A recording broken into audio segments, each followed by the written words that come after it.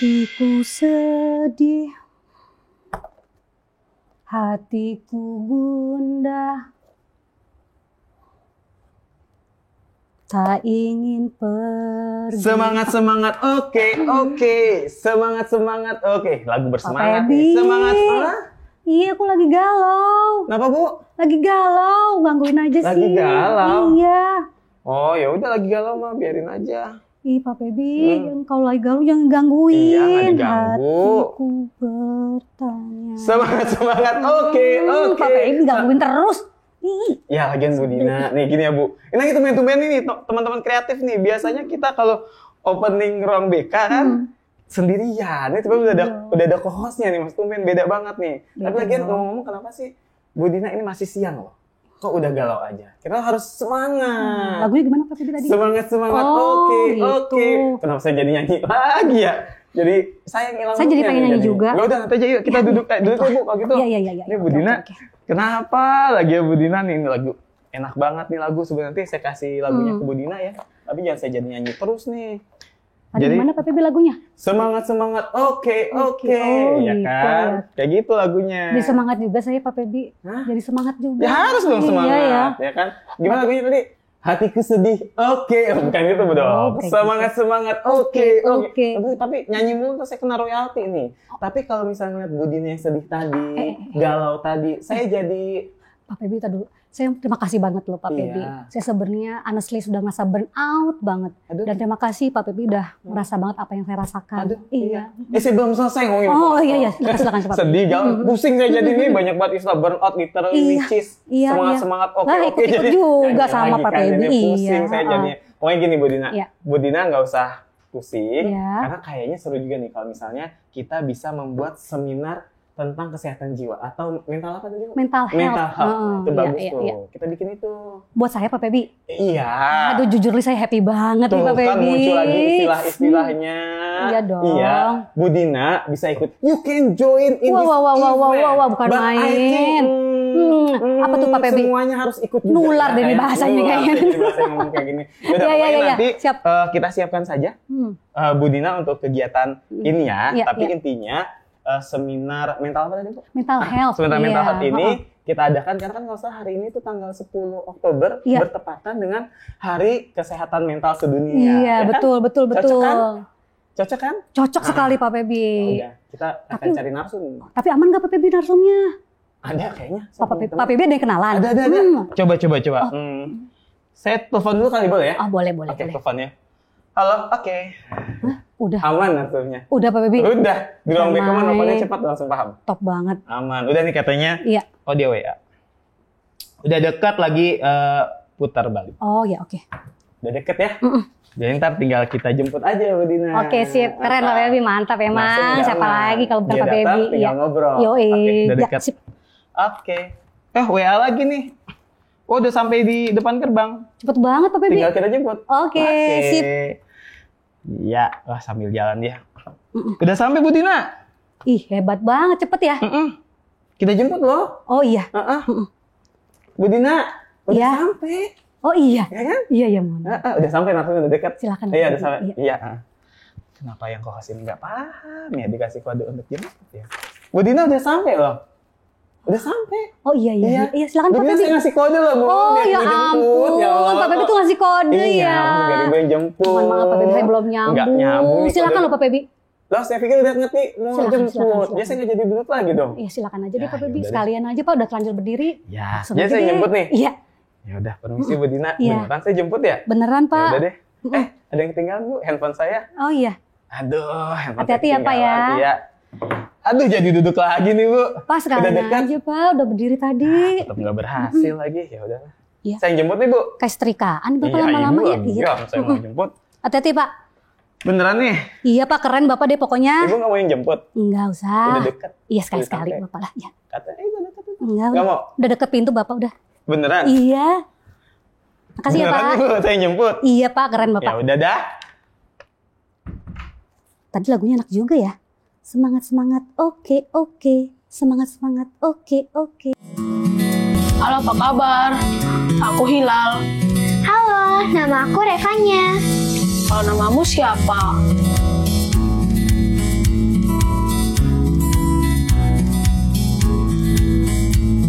Kenapa kamu gak jawab pertanyaanku? Kenapa dia diem aja?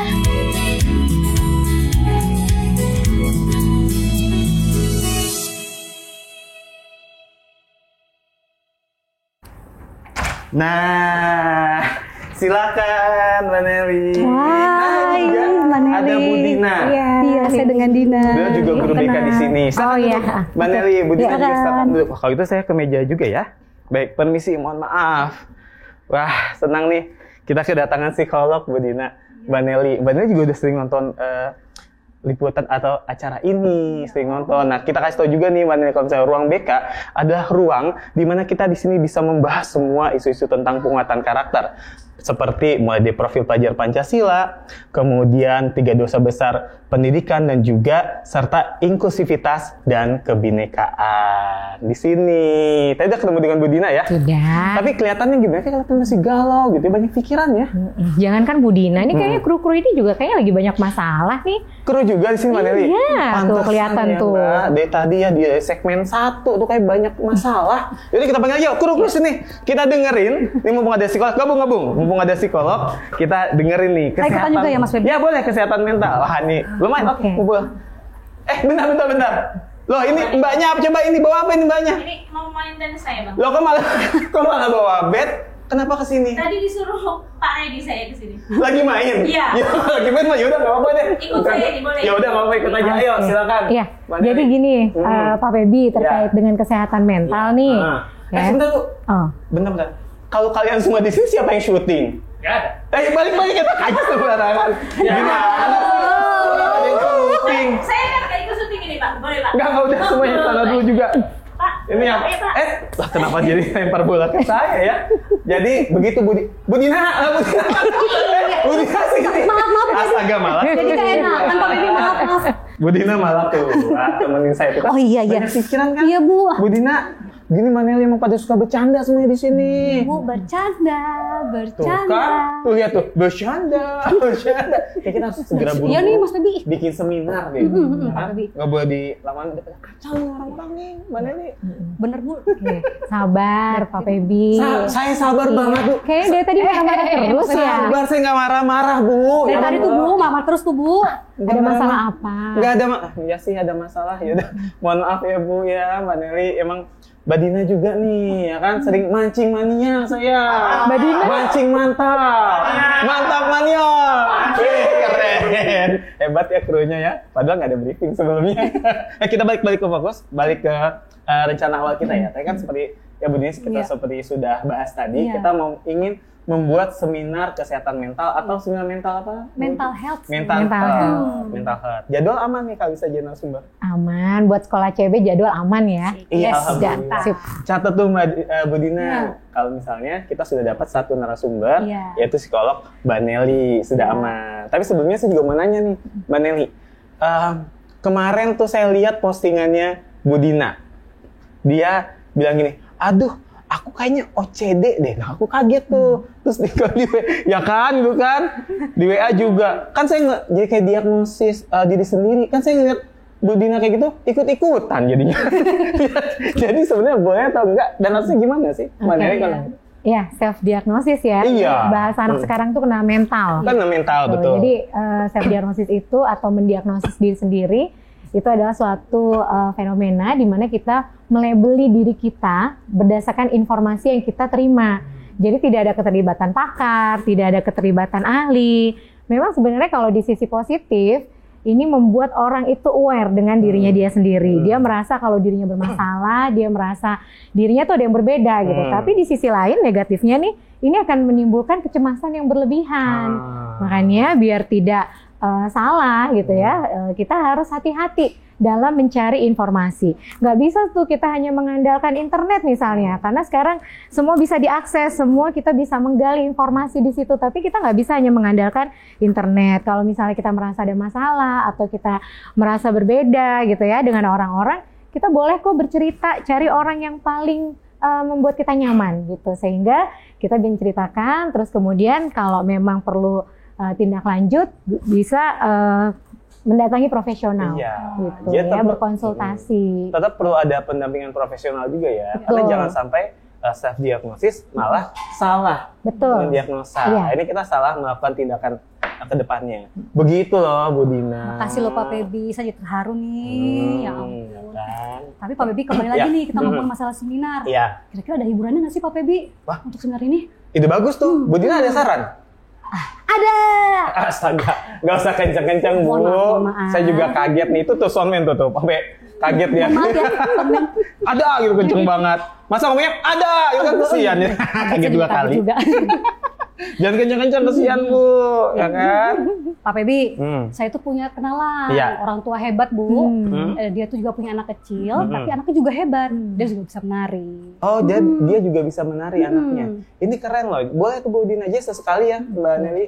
Kita bikin acara terus ada hiburan di dalamnya. Apalagi ada tariannya. Tariannya dari anak yang usianya juga masih kecil, Iya. tapi prestasinya pasti luar biasa. Iya, betul. Wah, ini seru banget nih. Boleh. Nanti saya juga mau belajar kali ya. Boleh Saya ya, boleh sekalian telepon ya? orangnya nih. Hah? Boleh telepon Ya dulu? boleh, langsung aja. Telepon ya. Telepon silakan. Telepon dulu ya, Bu, sebentar. Gerak cepat ya Mas ini Bu. Halo? Ya. Oke, sip. Lah, kok oke aja Bu? Saya mau dengerin tadi ngomong apa udah oke aja. Ya udah ngikutin Pak Pebi aja deh, kayak biasanya. Ya, itu kan juga saya disuruh sama tim kreatif, Bu Dina. Yaudah, tapi di mana itu yang mau ke sini? Ada Udah Pak sampai Pebi udah mana? mau deket sini kok. Heeh. Nggak putar balik. Kebetulan ya, Iya, banyak kebetulan ya deket episode di kali sini, ini ya, iya. semuanya putar balik. Ya udah kalau gitu berarti sudah deket di sini, dan Iya. langsung mau terbalik. Ya udah berarti nanti langsung ditunggu di depan aja atau gimana ya? Siap. Boleh? Ya udah kalau gitu silakan. Saya nih Bu. Pak Pebi. Iya. Iya, baiklah. Iya, gantian. Om baik. Ya udah. Saya pamit dulu ya, Bu. Pak Pebi saya Jangan pamit dulu. lama-lama ya. Iya, baik. Terima kasih. Ya. Mau kemana Bu Dina? Mau jemput? Oh iya, silakan. baik. Mari, Bu. Jemput siapa? Jemput teman saya. Oh iya tadi ya. Ya udah deh kalau gitu. Oh ya udah sambil menunggu. Tadi kan Mbak Nelly kita sudah membahas tentang mendiagnosa diri sendiri, ya kan self diagnosis. Tapi pengen tahu juga sebenarnya untuk kita bisa menjaga kesehatan mental juga kondisi jiwa, tentunya untuk mewujudkan pembangunan lingkungan yang inklusif itu sebenarnya gimana? Oke, kalau kita bicara kesehatan mental, seperti tadi ya self diagnosa ternyata bisa berdampak ke kesalahan informasi gitu sehingga malah tambah parah nih gangguan mentalnya nih. Ya, jadi gangguan mental itu biasanya terjadi di usia remaja sampai dengan dewasa awal, sekitar 10 sampai 24 tahun.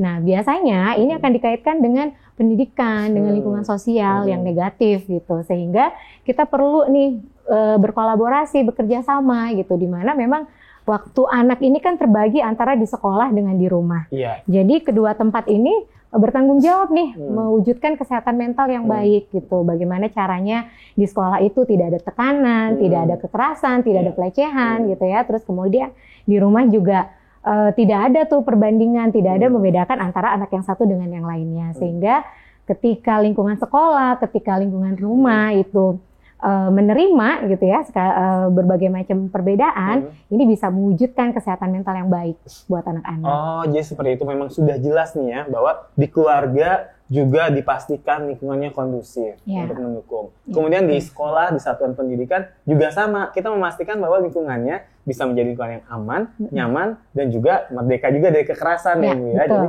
tapi kalau memang kalau kita bicara presenter pendidikan, nyatanya ada 3 kan, selain keluarga, sekolah, juga masyarakat ya Manil ya. Masyarakat juga harus turut mendukung nih agar lingkungan yang inklusif itu bisa terbangun dengan baik. Kami jadi ngerti nih sekarang Mbak Nelly, terima kasih loh. Ya, siap. Wah, ini kayaknya, ya masuk. Mari Bu.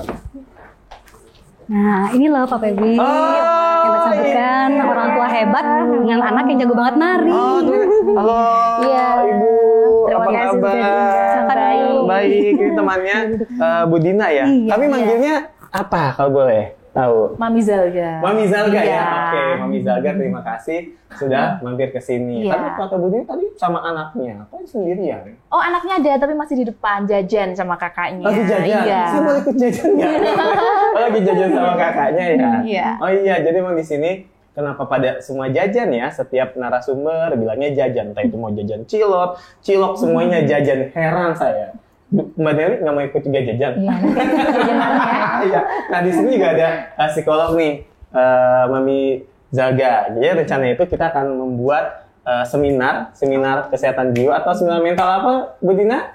Mental health. Mental health. Spesialis deh Bu. Betul. Tadi ketika membuat itu, terus Bu Dina menyarankan, gimana kalau ada hiburan? Nah ternyata Bu Dina punya kenalan, ingin mengundang hiburan. Berarti hiburan itu dari Zalga ya? Oh iya. Kita manggilnya Zalga. Adik Zalga boleh, Mas Zalga. Oh, Dia Mas Zalga sukanya ya? Mas Zalga. Oh, Mas Zalga. Iya. Berarti nanti Mas Zalga juga akan kesini ya? Iya. Oh iya, boleh.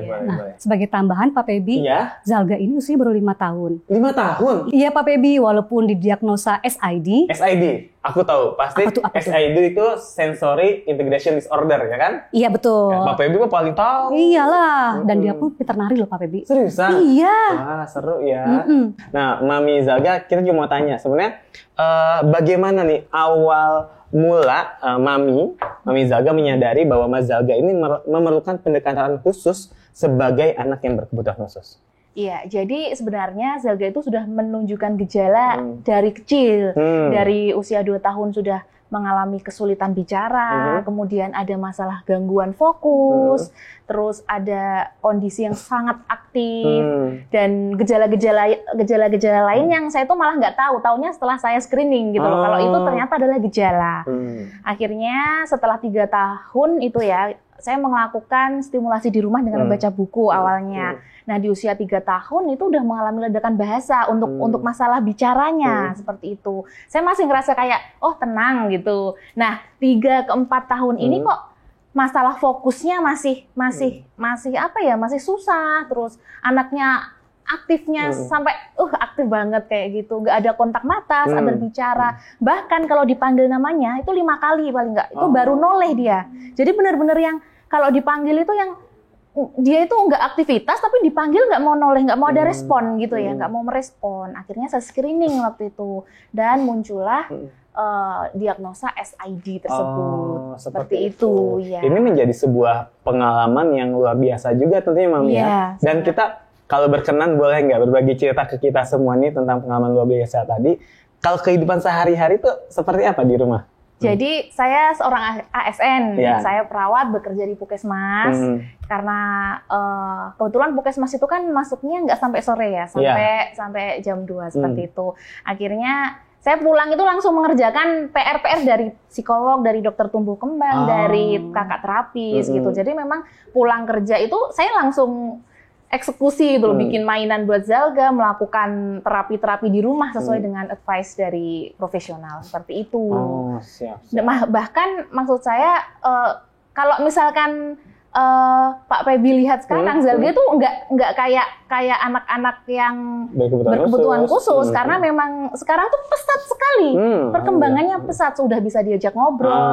Yang dulu itu mainan itu dijejer-jejerin ya, kayak misalkan mobil kan harusnya didorong-dorong ya, itu nggak, kalau Zalga dijejer-jejerin, hewan dijejer-jejerin. Sekarang dia udah bisa, maksudnya memainkan mainan tersebut sesuai dengan fungsinya. Kalau dipanggil udah noleh. Kalau diajak bicara udah ada kontak mata, seperti itu. Itu setelah 1 tahun terapi, baik dengan profesional maupun dengan di rumah, seperti itu. Oh iya, jadi paham. Itu memang banyak sekali ya yang Mami Zalga lakukan ya, dan juga tadi juga banyak pihak terkait nih, seperti dokter tumbuh kembang, psikolog dan sebagainya ya. Tapi kalau misalnya dari anggota keluarga lain ataupun lingkungan sekitar seperti apa, Mami? Iya, jadi dulu tuh saya ngerasa kayak awalnya saya tuh waktu dapat diagnosa itu ngerasa jadi ibu yang gagal, kayak kecewa sama diri sendiri. Kenapa saya sudah merasa ngasih yang terbaik, tapi hasilnya anak saya tetap kayak gitu, kan seperti itu. Tapi akhirnya saya coba ngomong sama keluarga, ternyata keluarga mendukung. Keluarga, semua saya ceritakan gitu ya. Maksudnya termasuk lingkungan, saudara, tetangga itu tahu kondisi Zalga seperti itu. Saya tuh khawatirnya malah ke masalah pendidikan Zalga. Karena waktu screening itu usia Zalga 4 tahun. Jadi kan waktu prasekolah. Nah di sana saya malah mengkhawatirkan pendidikan Zalga. Jadi nanti Zalga akan diterima di lingkungan sekolah enggak, di orang tua yang lain atau tidak, seperti itu. Akhirnya karena di kota kami itu kota kecil yang nggak ada sekolah inklusi, jadi mau nggak mau kan sekolahnya harus di sekolah umum. Terus saya waktu itu memasukkan Zalga ke yang terdekat dari rumah saya, RA Nur Rohman namanya. Nah di sana saya wawancara dengan Bu Guru, saya menyampaikan kondisi Zalga seperti ini, membawa hasil diagnosa dan lain sebagainya. Dan di situ alhamdulillah sekali diterima oleh Ibu Guru. Bahkan Zalga ini diperlakukan berbeda oleh Bu Guru dari segi pemberian pelajaran, materi dan lain sebagainya. Terus sampai saat ini karena perkembangan Zalga bagus ya, itu nggak ada komplain gitu dari orang tua lain. Orang-orang tua lain tuh juga bisa menerima kondisi Zalga. Ya makanya saya untuk hal itu saya sangat bersyukur. Tapi masalah lainnya ya Pak, itu malah dari kakaknya. Kebetulan Ziela dan Zalga itu anak yang terlahir jarak dekat. Oh dekat jaraknya? Iya, 14 bulan. Jadi kan karena kondisi adik seperti itu, dan kakak itu ngerasa lebih dominan ke adik kasih sayangnya, dan saya dari orang tua itu malah ngerasa kayak kakak udah pinter, jadi yaudah maksudnya kakak tinggal jalan aja, nggak perlu dia papain gitu, karena dari segi pertumbuhan perkembangan sejauh ini nggak pernah ada masalah kan seperti itu. Namun ternyata di sekolah kakak itu mengalami masalah tersendiri. Dia tuh daya juangnya jadi turun, jadi hilang, padahal dia itu anak yang daya juangnya tinggi, suka lomba kayak gitu, suka sosial, hidup yang maksudnya yang bareng-bareng sama teman-teman. Nah itu dia menyendiri kayak gitu. Akhirnya saya kan bingung kenapa kakak ini kan seperti itu. Ternyata si kakak ini akhirnya saya konsul lagi ke psikolog. Saya membawa kakak gantian. Ternyata gantian kakak. Kakak yang tangki cintanya itu berkurang karena ya kami menyadari kondisi Zalga yang seperti itu membuat kami harus memperhatikan Zalga lebih, bahkan kalau di persentase itu Zalga 75%, kakak 25%. Saya menyadari waktu itu ya. Akhirnya dengan advice dari psikolog saya melakukan pendekatan dengan kakak dengan cara-cara sesuai advice psikolog. Akhirnya di sana berhasil. Saya melakukan sounding setiap hari, pendekatan kepada kakak. Kakak survive gitu loh. Jadi kakak tahu, kakak mulai paham. Memang mami dan papi harus memperlakukan adik seperti ini. Dan kakak akhirnya bisa mengerti sampai sekarang. Jadi kakak udah tahu bagaimana memperlakukan adiknya seperti itu. Akhirnya menjadi tim yang kuat ya sekarang. Iya, jadi kita bareng-bareng mendukung adik. Iya, keren. Kurang lebih seperti itu. Ceritanya luar biasa sekali ya, Aduh, Pak Feby. Ini kalau menurut Mbak Neri sendiri, sebagai kita sendiri bagaimana, apa yang dapat kita lakukan ketika mendengarkan cerita seperti ini? Ya, jadi peran keluarga dan masyarakat terkait dengan keadaan seperti ini. Tadi sebenarnya disampaikan udah bagus nih, ya bagaimana cara penerimaan pertama gitu, sehingga kita bisa mewujudkan lingkungan yang inklusif. Gitu. Lingkungan inklusif itu menerima perbedaan, menghargai keberagaman gitu. Mungkin bisa dimulai dari keluarga dulu, bagaimana seorang ibu, seorang ayah gitu ya, keluarga menerima ada perbedaan nih antara anak-anak gitu di rumah. Terus kemudian kita juga bisa memberikan pemahaman ke saudaranya gitu ya, ke kakak atau adiknya, bagaimana cara menerima perbedaannya itu tadi gitu. Terus kemudian di masyarakat juga kita perlu memberikan edukasi ya. Salah satunya tadi yang disampaikan oleh Pak Feby ini membuat seminar, itu juga salah satu usaha bagaimana mewujudkan lingkungan yang inklusif gitu, tentang edukasi tentang anak berkebutuhan khusus, bagaimana mengenali mereka gitu. Itu salah satu yang bisa kita lakukan, peran sebagai keluarga dan masyarakat. Bisa jadi memang seperti itu ya. Ide saya bagus kan, Bu. Siapa lagi? Udah langsung dipuji loh. Udah harus langsung jadiin. Bisa sekarang aja nggak langsung kita bikin seminar? Langsung aja deh. Bisa ya, bikin poster ya. Tapi kalau dari cerita tadi berarti saya mungkin nanti teman-teman juga semuanya juga memahami nih. Ternyata memang betapa pentingnya kita untuk menjaga kesehatan mental, untuk terus dipelihara. Tapi pengen tahu juga kalau versi Mama Zalga seperti apa? Jadi karena saya di sini sebagai seorang ibu dengan anak yang kondisinya berbeda, maka dari itu penerimaan yang harus saya lakukan pertama kali adalah dari diri saya sendiri. Saya meyakini orang lain itu tidak akan pernah bisa menerima kalau saya dari ibunya itu tidak bisa menerima kondisi anak saya ya. Jadi saya berusaha mensyukuri apa yang terjadi pada anak saya, lalu saya fokus pada perbaikan. Jadi apa yang bisa saya lakukan ke depan kepada Zalga? Contohnya termasuk tari ya. Zalga itu suka menari sekali karena saya berusaha mencari minat dan bakatnya Zalga, menggali potensinya itu di mana. Saya lebih fokus ke arah yang berhubungan dengan perbaikan daripada saya menyesali yang sudah-sudah. Kemudian setelah itu, setelah saya sudah menerima, saya berusaha untuk tidak malu ya, terutama saya berani menceritakan tentang kondisi Zalga ke orang lain ya. Setelah itu mungkin keluarga juga pastinya akan mendukung. Jadi menurut saya penerimaan itu sangat penting ya, terutama dimulai dari diri sendiri. Iya, dan fokus ke depannya untuk perbaikan. Ternyata Zaga suka menari itu ya. Iya. Ini seru banget nanti nih. Otodidak. Otodidak, iya betul. Iya. Nah kalau menurut Mbak Nelly bagaimana?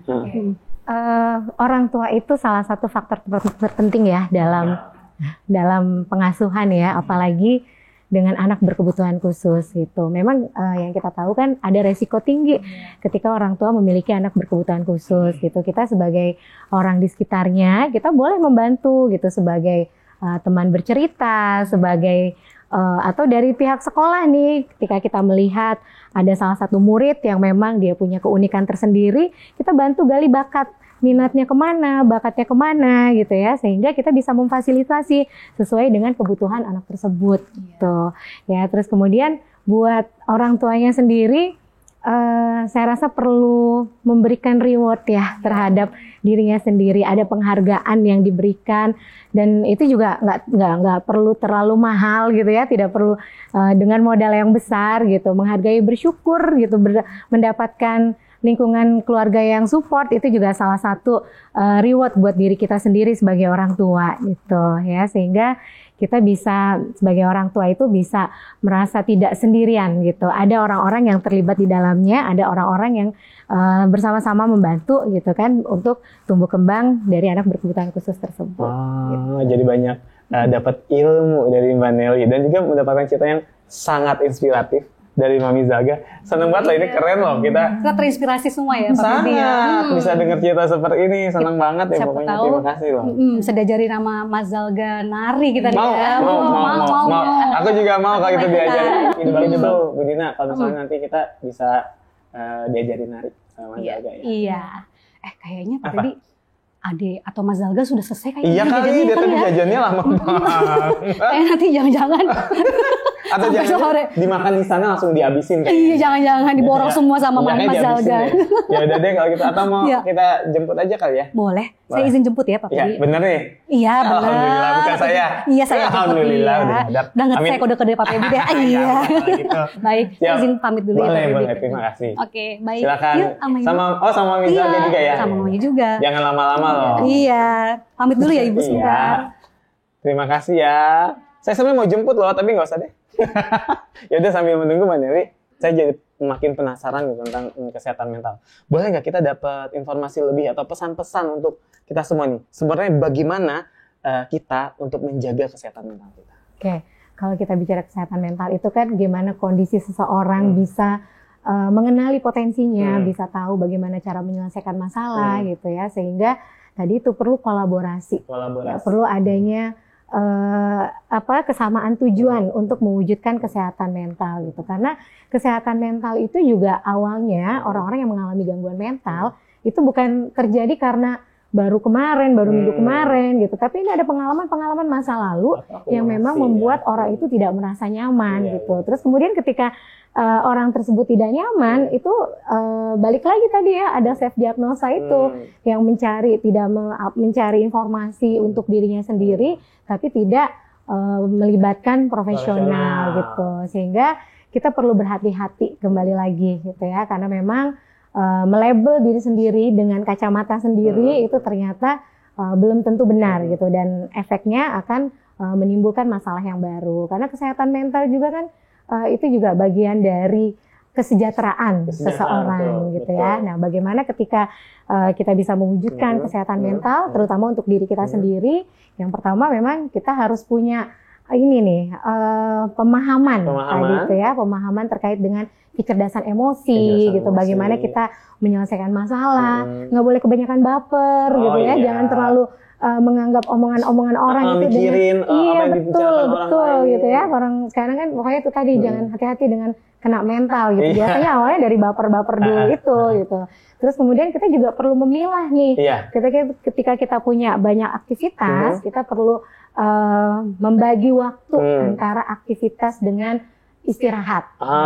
Jadi nggak bisa diforsir semuanya. Seperti itu. Terus kita bisa melakukan hobi, melakukan hal-hal yang bikin kita nyaman, seperti misalnya olahraga gitu ya, itu bisa menjernihkan pikiran gitu. Kalau memang ternyata kita dalam situasi yang banyak tekanan gitu, kita bisa mengalihkan dulu nih ke hobi, hal-hal yang bisa membuat kita nyaman. Menari juga bisa juga menari ya. seperti tadi yang disampaikan ya. Terus kemudian jangan lupa makan makanan yang sehat. Iya, itu penting ya. Itu juga penting ya terkait Ternyata. dengan gizi. Terus kembali lagi kita harus berpikir positif. Berpikir positif. Ya, sehingga kita bisa menyelesaikan masalah dengan hati yang jernih. Oh begitu Mbak Nelly. Jadi kita makin paham ini nih kayaknya yang kita tunggu nih mana. Pak Pebi, Mbak Nelly. Iya, Bu Ini Dina. loh Mas Zalga yang tadi kita Yeay, ngomongin. ini yang dari tadi nih. Halo Mas Zalga. Wah, terima kasih nih. Mas Zalga sudah mampir ke sini. Tapi ini seru ya, Mas Zalga pakai bajunya kayak baju tarian daerah ya. Iya. Habis pulang latihan berarti tadi ya. Iya, betul. Ih, keren. Mas Zalga, kakak boleh tanya ya? Boleh ya? Mas Zalga kan pakai baju tarian ini. Berarti Mas Zalga suka sekali menari. Kenapa nih Mas Zalga suka menari? Karena bikin ganteng. Karena bikin ganteng. Oh, dan juga jadi banyak bergerak juga ya, Iya. Mam, ya? Iya, keren. Kalau yang mengajarkan itu siapa? Yang mengajari adik siapa? Mangga. Mangga.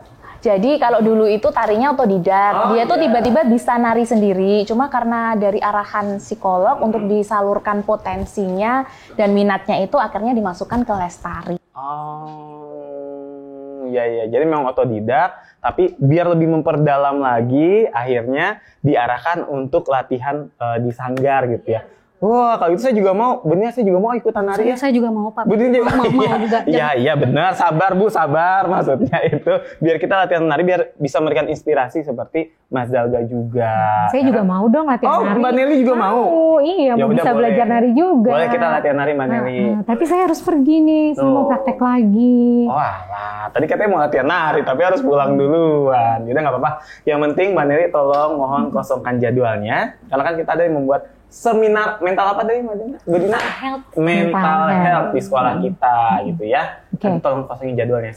Kita ingin bikin poster segede-gedenya. Ntar rumah Bu Nelly, Mbak Nelly kita tutupin pokoknya. Siap, aman ya untuk jadwal ya. Iya aman ya? Oke, aman. Asik, alhamdulillah. Oke, Boleh, saya pamit ya. Boleh, iya. Mbak Dina boleh lanjut loh. Lanjut apa ya Pak Pebi? Ini udah berdiri masa nggak paham? Iya. Oh, maaf Pak Pebi. Masih agak galau nih Pak Pebi. Iya, aduh bener-bener nih. Oh iya, siap. Mbak Nelly nitip ya Bu Dina ya? Oh iya, Masih galau. tenang. Ngomong-ngomong. Iya. Mari Bu. Terima kasih Mbak Nelly. Hayo, kalau kamu lagi di jalan, kamu pernah lihat trotoar yang bentuknya seperti ini nggak? Kuning dan teksturnya seperti ini. Yap, ini adalah guiding block, fasilitas bagi para penyandang disabilitas tunanetra untuk membantu mereka kalau mereka lagi berjalan di trotoar. Tunggu, coba lihat deh. Kenapa bentuk dan teksturnya berbeda-beda ya? Jawabannya adalah untuk pola titik seperti ini membantu para penyandang disabilitas untuk berhenti. Namun pola garis membantu penyandang disabilitas untuk jalan terus. Pola dan bentuk guiding block ini tidak sembarangan dibuat loh. Di mana ada kontur standar yang diterapkan sehingga dapat dikenali oleh para penyandang disabilitas. Oleh karena itu, bagi kamu sahabat karakter yang melihat para penyandang disabilitas tunanetra sedang berjalan di atas guiding block, ayo minggir dulu ya. Pelajar Pancasila, kira-kira fasilitas umum ramah disabilitas apa lagi nih yang ingin kamu ketahui? Ayo tulis di kolom komentar ya. Ya nggak apa-apa, lagi ngomong. Nanti. Silakan masuk Bu Aprika. Ada tamu. Ini ada Mas Zalga dan maminya. Wah, ada tamu lagi. Halo Mami Zalga. Iya, Ibu. Iya. Berdiri? Wah, terima kasih Halo, Ibu. Silakan Pak duduk Pebi. Ibu. Iya. Gimana Pak Pebi, sehat? Sehat alhamdulillah Ibu. Ini sudah mampir lagi ke sini ya Ibu. Lagian sih Ibu sibuk banget. Tapi ngomong-ngomong, ada apakah gerangan Ibundaku Rusmita Putri Utami mampir ke sini setelah ya satu episode kemarin nggak mampir sini, kangen kayaknya. Iya, sebenarnya kangen Alhamdulillah. ya dengan suasana ruang BK. Karena memang tadi bener ya, satu episode sempat absen. Tapi saya dengar-dengar Dengar Pak apa, Pebi Bu? katanya udah capek jadi host ruang BK. Itu mah kabar burung, nonton di episode sebelumnya ya. Kabar ini editor ngapa ditayangin sih part itu? Jangan ditayangin dong. Bohong itu, Bu. Jadi trending. Jadi kabar burung ya. Kabar burung. Tapi saya sebenarnya kesini karena sebenarnya dapat cerita juga dari Bu Syara. Katanya cilor di sini tuh enak banget. Iya, benar. Jadi saya kesini juga sekalian mau jajan. Mau jajan, iya Bu. Ya, jadi kayaknya semua narasumber sini ngomongnya cilor jajan. Mas Alga mau cilor nggak? Tuh. Diajakin cilor, ya kan? Kita fokus aja Bu, yuk kita beli dulu cilornya. Oh ya, Mas Feby belum selesai segmen 3, jangan pergi dulu. Lagian ibunya ngajakin aja. Aduh ampun, Bu semangat banget Mas Feby udah tadi. Kita jadi terdistrak gitu kan. Apalagi gue jajan pasti pengen. Tadi sekalian Bu, mungkin kami izin melaporkan. Tadi sudah ngobrol-ngobrol bersama teman-teman bahwa sekolah CB ini rencananya ingin membuat seminar mental apa Bu Dina? Mental health. Senang banget berulang terus. Pas banget hari ini adalah Hari Kesehatan Jiwa Sedunia. Jadi kayaknya pas kalau kita membuat seminar. Keren banget ya. Mental health ya. Iya, betul. Jadi biar kita semua tuh warga sekolah CB bahagia. Dan ada penampilan juga, Bu. Sebenarnya itu pas banget ya, karena Pusat Penguatan Karakter ini juga akan melaunching buku membangun iklim inklusivitas untuk orang tua dan juga masyarakat. Nah, buku ini memang sengaja disusun sebagai media pembelajaran untuk kita semua. Bagaimana sih cara mewujudkan dunia pendidikan dan juga lingkungan yang inklusif, karena harus dipahami ya bahwa seluruh anak, seluruh individu dan seluruh orang itu memiliki kesempatan yang sama untuk bisa belajar, mengembangkan potensinya, mengenyam pendidikan gitu ya, terutama bagi pihak-pihak yang dianggap minoritas, misalnya anak dengan disabilitas. Nah, harus dipahami juga bahwa semua anak, semua orang itu pasti memiliki keistimewaan dan juga memiliki bakat yang perlu diketahui oleh orang tua dan juga masyarakat untuk terus dikembangkan. Seperti itu. Keren banget. Ya. Jadi setara dan juga inklusif gitu. Semua orang punya hak yang sama untuk mengembangkan diri dan semua orang mempunyai kesempatan yang sama untuk itu. Iya, asik banget nih Bu Dina. Itu keren loh. Ini kalau ngomong-ngomong kemarin sudah launching lagu. Ini mau bikin buku juga. Ini nggak pernah habis ya. Terus kayaknya bikin terus. Selalu aja ada terobosannya. Nah, aku juga denger nih katanya Mas Alga jago nari ya? Betul. Iya, kita juga mau lihat ya. Boleh ya, kita juga mau lihat nih. Mas Alga nanti tampil ya di depan kita ya. Oke, katanya siap. Siap, Pak Bebe. Kita akan lihat penampilan Mas Alga. Terima kasih Ibu Rusmita sudah mampir ke sini. Terima kasih Ibu. Mami Zalga, terima kasih sudah mampir ke sini. Mas Zalga juga. Langsung saja kalau gitu kita lihat penampilannya dia. Mas Zalga. Yeay.